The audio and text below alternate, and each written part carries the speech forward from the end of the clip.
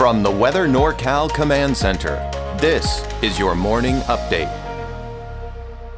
Daniels Roofing, licensed, bonded, insured roofing contractor. 45 years of generational expertise, offering a variety of roofing systems in the North State. Composition shingles, metal, tile, fire-safe wood shingles, and spray foam roofing systems. An energy-saving cool roof, perfect for commercial flat roofs and mobile homes. With other companies, you may get a foreman or a salesman. But with Daniels Roofing, you get Daniel. Call today for your free estimate. Daniels Roofing, 3 generations working hard to protect your home and business. Well, happy Thursday morning to you. I'm Chief Meteorologist Mike Krueger. I'm coming to you from, just east of the Truckee, actually west of the Truckee area. We have state competitions for our division in Northern California at Sugar Bowl Resort. It's been a wonderful week so far. Today is the last day of the competitions. I'm in my makeshift studio, if you will, and things will be back to normal by tomorrow. All right, let's take a look at your forecast here. We're going to start with talking about, first of all, and we've been talking about this even since last week, is to remember that daylight saving time begins this Sunday, and you need to set those clocks forward 1 hour. So let's get into your Krueger's Quick Cast for your Thursday, March 5th. Now take a look at some of the rainfall totals, and this was pretty much as expected. Most of it was off to the north and west, especially in northern Humboldt and into Del Norte counties. Didn't see anything measurable for most of the valley. There were a few spots, especially east of I-5, that got to see a little bit of activity here. And then on the east side, as we head into the mountains there, you can see a little bit of rain was reported there as well. Snow levels did drop down to about 4,500, 5,000 feet. All right, taking a look at out the door here for this morning, looking at mainly clear skies out there. There may be some patchy fog for some of the mountain valleys, but otherwise it looks like we're going to start to see high pressure begin to build in, and that high pressure is what's going to give us warmer temperatures. But also, as the area of low pressure that brought us some of that rain yesterday moves off and digs down to our south and east, high pressure to the west, that's going to set us up with a bit of a gusty north wind at times, especially for the valley and even along the coast. But many of the mountain ridge tops could see some gusts 40 to 50 miles per hour, whereas the valley along the coast and many other areas will probably see around 20 to 30 miles per hour at times. Again, this is not a major wind event heading our way, but it is going to be a little gusty at times over the next several days. So for your Thursday, temperatures mid-60s. Still a little on the coolish side, if you will, but we are on the back end of that storm system that passed through yesterday. That's keeping some of the cooler air in place, but temperatures will start to warm up. It's going to be a cold one tonight, though. 20s and 30s for the mountains, but not as cold in the valley, and that's simply because of those stronger winds with temperatures in the low to mid 40s. So your 7-day forecast, temperatures continue to increase by Sunday, still right around 80 degrees. And then we'll see a dip in our temperatures through next week, but still above normal. That's not a sign of rain heading our way, unfortunately. Temperatures 50s, even some 60s for the coast over the next 7 days, and warmer weather inland and for Trinity County and for pretty much everyone, including all of the mountains, with that slight dip in those temperatures as we go into next week. All right, that's a look at your Krueger's Quick Cast. Let's take a look at those weather headlines before we get into that deeper dive forecast. We'd have a warming trend going into the weekend with those gusty north winds at times through Saturday, it looks like, and then by Sunday those winds should start to begin to relax. Dry and warm through next week, and some people talk about a miracle March to get us kind of maybe ahead of schedule as far, or at least try to get us on track with more rainfall, and of course the snowpack, as you know, is below normal, but it doesn't look like that's going to happen. I just don't see anything down the pike for anything all that promising to bring us much in the way of any rain or even snow for that matter. All right, so let's talk about all of that in our deeper dive forecast for your Thursday, March 5th. We'll take a look at the radar. I just want to show you the last 6 hours. There was a little bit of activity late last night, a few snow flurries here and there for some of the higher elevations, but that's really the extent of it. And again, another look at some of those rainfall totals over the last 24 hours.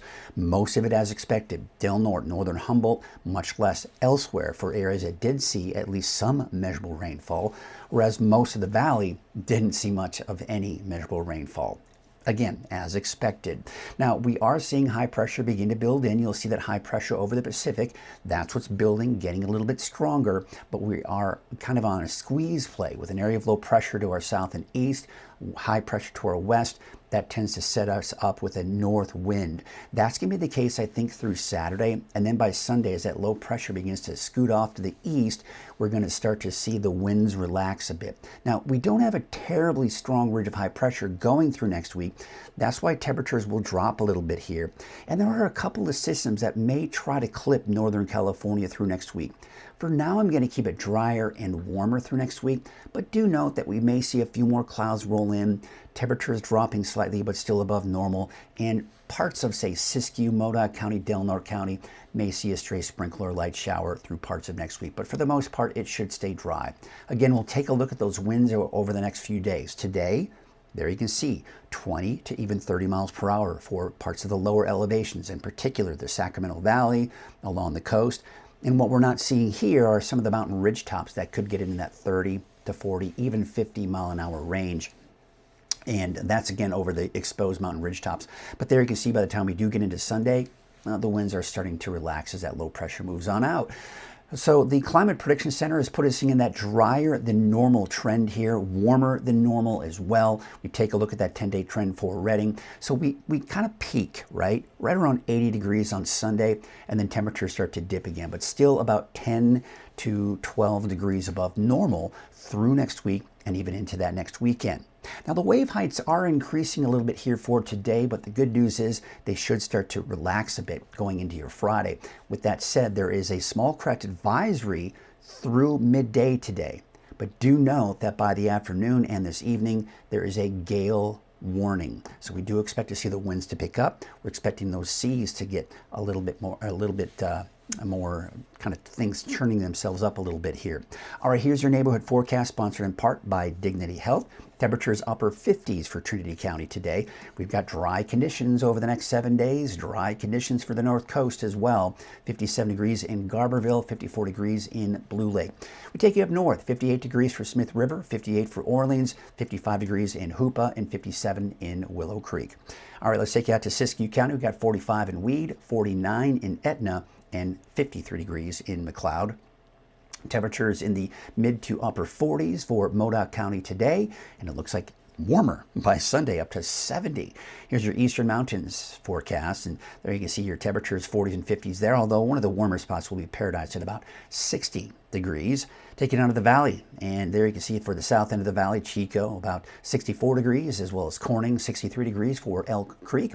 There's your 7-day forecast for Chico. Should be in the mid-70s by Sunday, low 70s by Monday, Tuesday, and Wednesday. All right, let's take you up to the north. 66 degrees for Redding, 66 in Palo and 65 out in Red Bluff. There's your 7-day forecast for Redding, up to 80 degrees on Sunday, low to mid-70s by Monday, Tuesday, and Wednesday.